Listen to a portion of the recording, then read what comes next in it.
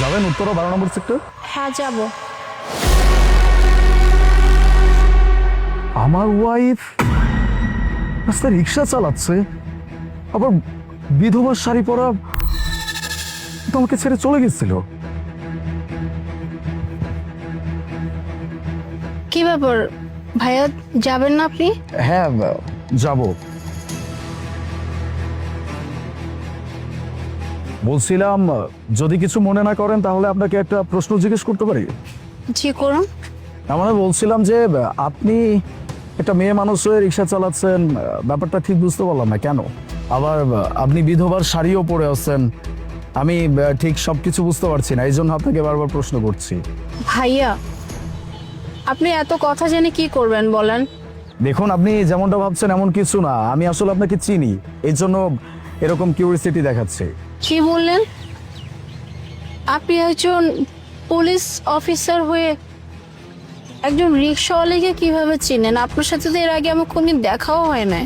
Actually আপনাকে চিনি বলতে আপনার হাজব্যান্ডকে আমি খুব ভালো করে চিনি। আপনার হাজব্যান্ড তো একজন পুলিশ ছিলেন, আমরা একই ইউনিটেই ছিলাম।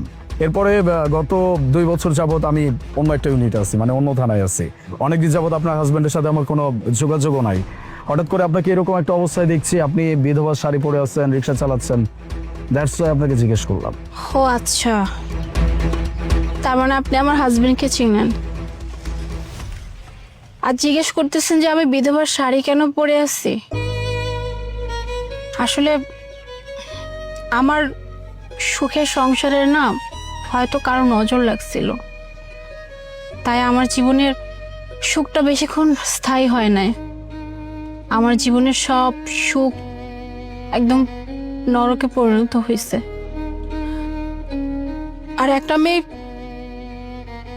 মেয়ে সাদা শাড়ি কখন পরে সেটা তো জানিনি, যখন এই মেয়েটার স্বামী এই দুনিয়া ছেড়ে চলে যায়।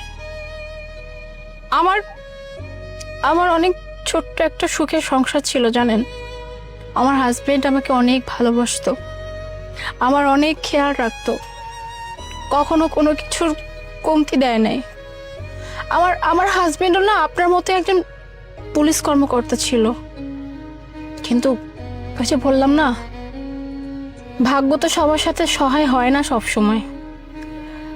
আমার সুখের সংসারে কারো নজর লাগছিল, তাই একদিন আমার সব কিছু এলোমেলো হয়ে গেছে।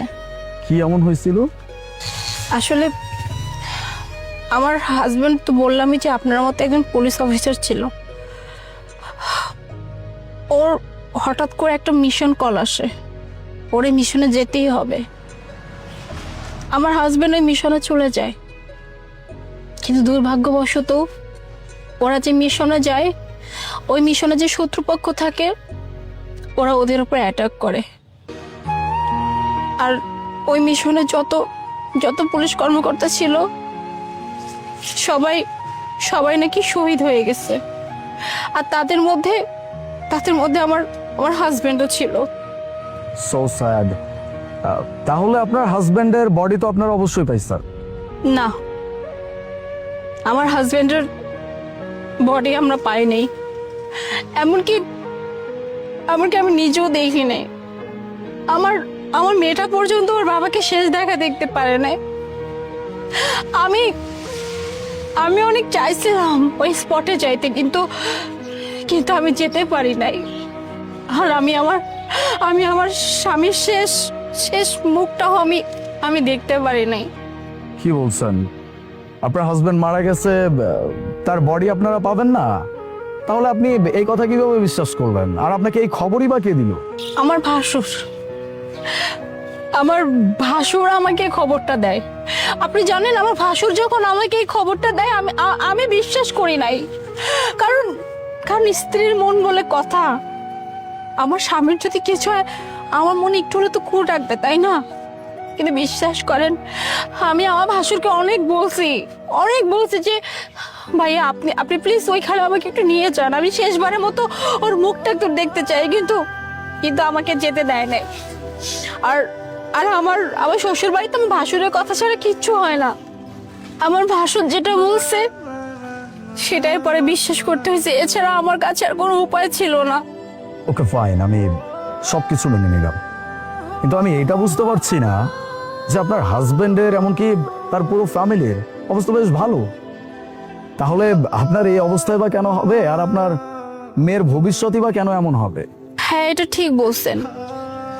আমার শ্বশুরবাড়ির অবস্থা বেশ ভালো, কিন্তু কথায় আছে না, একটা মেয়ের শ্বশুরবাড়ি যতই যতই কোটিপতি হোক না কেন, মেয়েটার স্বামী যদি সাথে না থাকে, ওই মেয়েটার কোনো মূল্য নাই।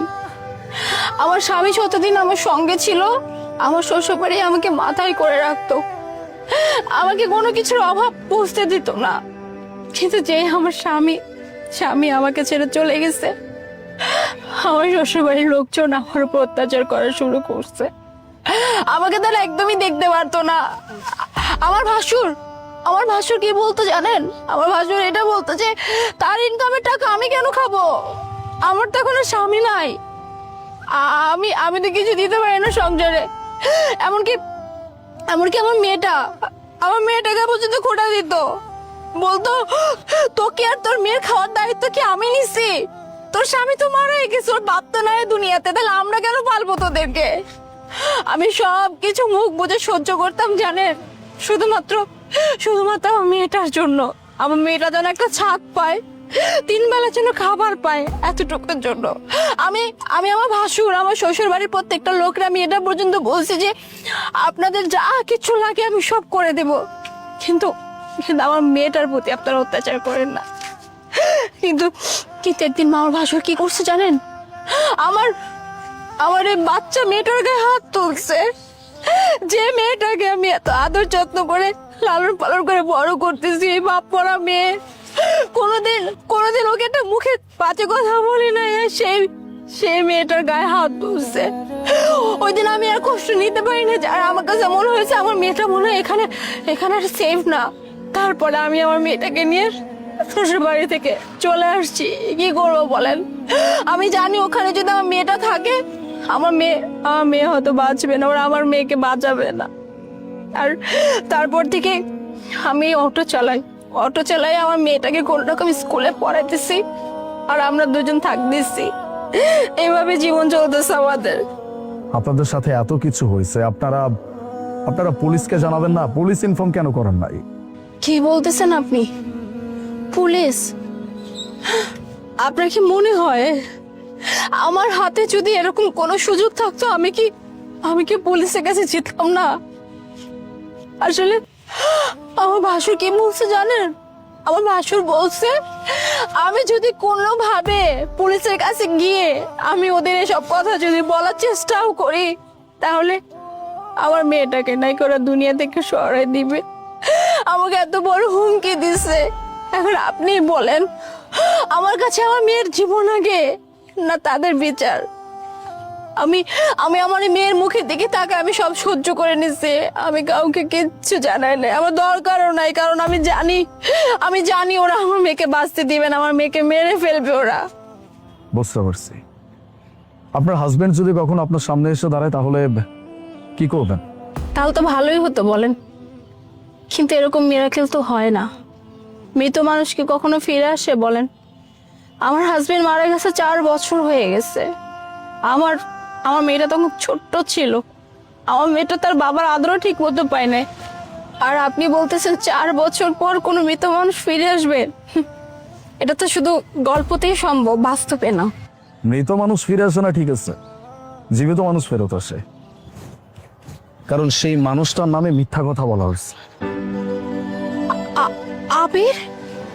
আবির, তুমি বেঁচে আছো? আমি জানতাম তুমি বেঁচে আছো। বিশ্বাস করো, আমার মন একটাবারের জন্য বলে না যে তুমি জীবিত নাই। তুমি এই যে তোমার মেয়ে, বাবা, এই যে তোর বাবা, যা।